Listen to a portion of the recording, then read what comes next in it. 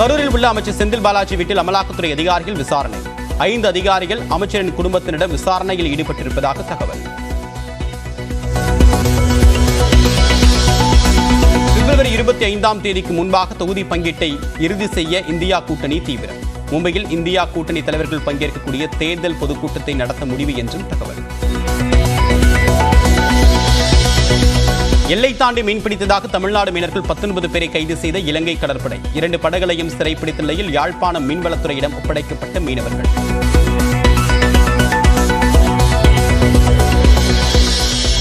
வரி பங்கீட்டில் மத்திய அரசு பாரபட்சம் காட்டுவதாக தென் மாநிலங்கள் குற்றச்சாட்டு. கர்நாடக அரசு போராட்டத்தை முன்னெடுத்திருக்கும் நிலையில் டெல்லியில் இன்று கேரளா, தமிழ்நாடு ஆர்ப்பாட்டம்.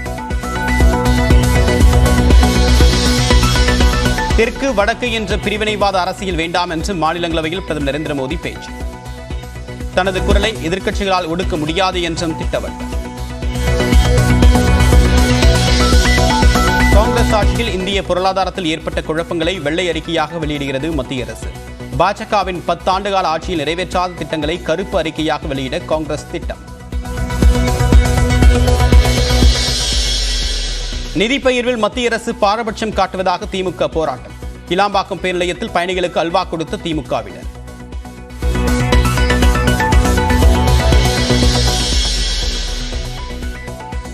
வரலாறு இல்லாத ஒரு கூட்டம் நம் வரலாற்றை திரிக்கும். ஸ்பெயின் பயணத்தை தொடர்ந்து திமுக தொண்டர்களுக்கு முதலமைச்சர் மு.க. ஸ்டாலின் கடிதம். 14 மக்களவை தொகுதிகள் மற்றும் ஒரு மாநிலங்களவை இடம் கொடுக்கக்கூடிய கட்சி உடனேயே தேமுதிக கூட்டணி அமைக்கும். மாவட்ட செயலாளர்கள் கூட்டத்திற்கு பிறகு பொதுச் செயலாளர் பிரேமலதா விஜயகாந்த் அறிவிப்பு. 14+1 2014 தேசிய முற்போக்கு திராவிட கழகத்திற்கு தந்தது போல 14 பாராளுமன்ற தொகுதியும் ஒரு ராஜ்யசபாவும் யார் தருகிறார்களோ அந்த கட்சியோட தான் நம்ம கூட்டணி போகணும் அப்படின்னு சொல்லி ஒட்டுமொத்த மாவட்ட கழக செயலாளர்கள் சொல்லி. இடையூறுகள் மற்றும் விமர்சனங்கள் வந்தால் அதை கண்டுகொள்ளாமல் இன்முகத்துடன் கடந்து செல்ல வேண்டும். தமிழகத்தில் குக்கிராமங்களில் கூட கட்சியை கொண்டு சேர்க்க வேண்டும் என்று செயற்குழுவில் நிர்வாகிகளுக்கு அறிவுறுத்திய விஜய்.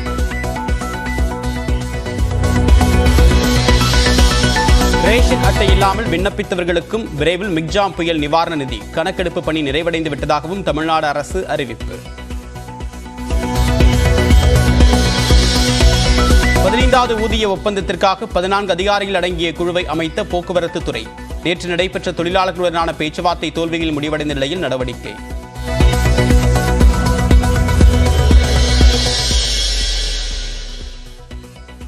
கர்நாடகாவின் ஷிவமோகாவில் குழந்தையின் வாயில் விழுந்து சிக்கிக்கொண்ட 10 சென்டிமீட்டர் நீளமுள்ள மீன். அறுவை சிகிச்சை செய்து அகற்றி உயிரை காப்பாற்றிய மருத்துவர்கள்.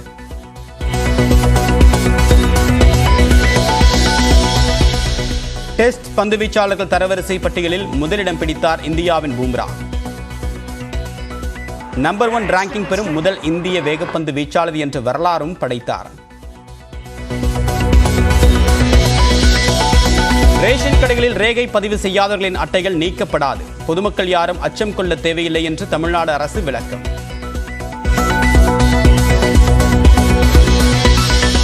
சென்னை சேப்பாக்கத்தில் நாளை தொடங்கக்கூடிய ராஞ்சி கோப்பை போட்டியில் கர்நாடகாவை எதிர்கொள்கிறது தமிழ்நாடு. போட்டியை காண ரசிகர்களுக்கு இலவச அனுமதி.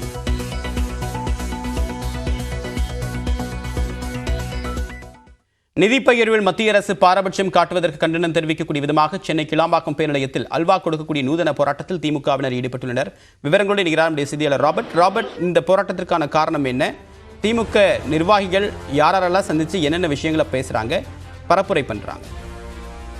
கண்டிப்பா தேவப்பிரியன், கிளாம்பாக்கம் பேருந்து நிலையத்தில் மத்திய அரசு தமிழகத்துக்கு மாற்றாந்தாண்மை தனப்பான்மையோடு நடந்து கொள்வதாகவும் தமிழகத்துக்கு அளிக்க வேண்டிய நிதிகளை சரிவர அளிக்கவில்லை என்றும், மேலும் மிக்ஜாம் புயல், தூத்துக்குடி பெருவெள்ளம் போன்றவற்றிற்கு முதலமைச்சர் மற்றும் உதயநிதி ஸ்டாலின் ஆகியோர் நேரில் பிரதமரை மற்றும் அமைச்சர்களை சந்தித்த நிலையில் இதுவரை அதற்கான நிதி அளிக்கப்படவில்லை.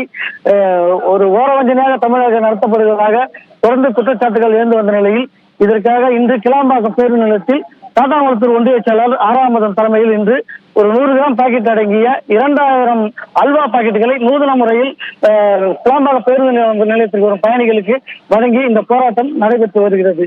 தேவப்பிரியன், உங்களுடைய விரிவான தகவலுக்கு நன்றி ராபர்ட்.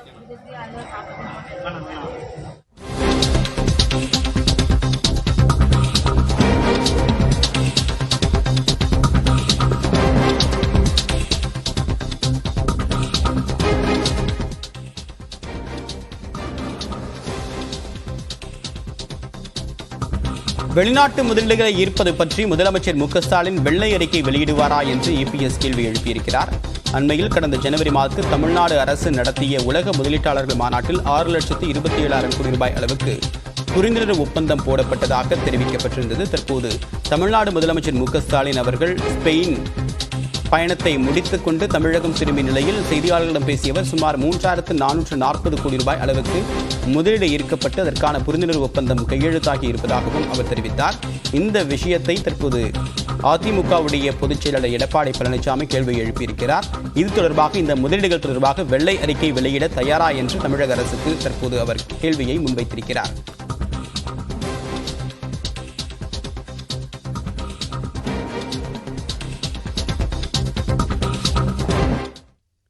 மத்திய அரசு நிதி பங்கீட்டில் மாநில அரசுகள் அரசியல் செய்வது பிரிவினைவாத செயல் என்று பிரதமர் நரேந்திர மோடி விமர்சனம் செய்துள்ளார். மாநிலங்களவையில் உரையாற்றிய அவர் வரக்கூடிய தேர்தலில் காங்கிரஸ் 40 இடங்களையாவது வெல்ல வேண்டும் என்று பிரார்த்திப்பதாக கூறினார். நாடாளுமன்ற மாநிலங்களவையில் குடியரசுத் தலைவர் உரைக்கு நன்றி தெரிவிக்கும் தீர்மானத்தின் மீது பிரதமர் மோடி பதிலளித்தார். அப்போது தனது பேச்சை கேட்கக்கூடாது என எதிர்க்கட்சி உறுப்பினர்கள் தயாராக வந்துள்ளதாகவும், ஆனால் அவர்களால் தனது குரலை அடக்க முடியாது எனவும் ஆவேசமாக கூறினார். மக்களவையில் பேசியதைப் போலவே மாநிலங்களவையில் ராகுல் காந்தியை திறமையற்றவர் என மோடி கிண்டல் அடித்தார். अब इन्होंने अपने युवराज को एक स्टार्टअप बना करके दिया है. अब वो नॉन स्टार्टर है.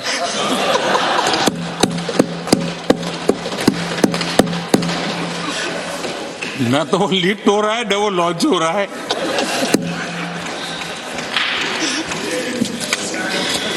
आदरणीय सभापति जी,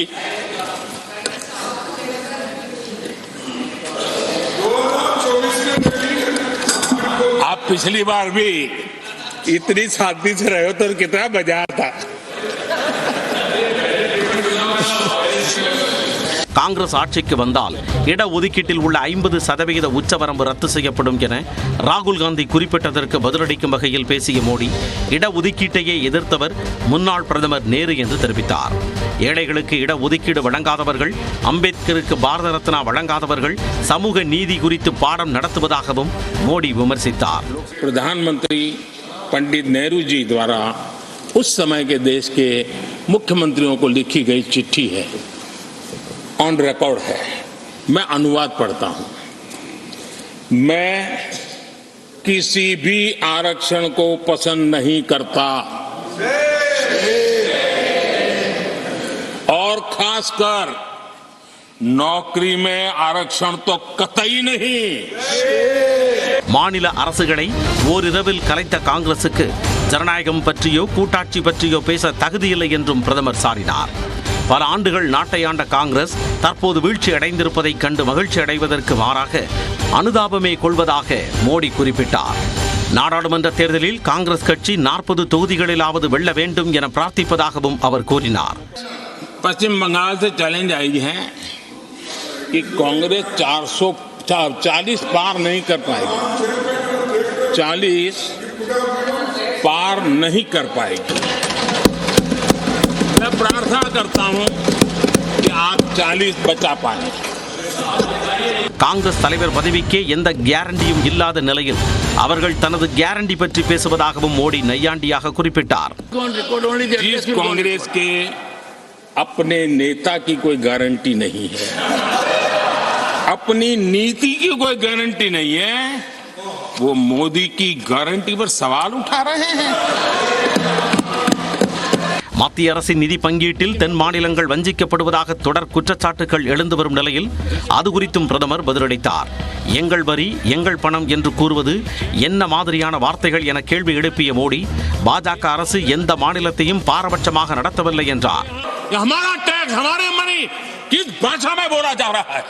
ये देश के भविष्य के लिए नया खतरा पैदा करने वाली है.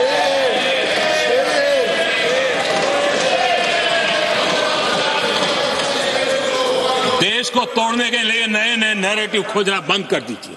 குஜராத் முதலமைச்சராக இருந்தபோது கூறிய கருத்தை நினைவு கூர்ந்த பிரதமர் மோடி, மாநிலங்கள் ஓரடி எடுத்து வைத்தால் நாடு 2 அடி எடுத்து வைக்கும் என்ற நிலைப்பாட்டில் உறுதியாக உள்ளதாக கூறினார். பாஜகவின் 3வது ஆட்சி காலம் வெகு தொலைவில் இல்லை என்ற மோடி, வளர்ச்சியடைந்த இந்தியாவிற்கு அடித்தளம் விடுவோம் என்றார்.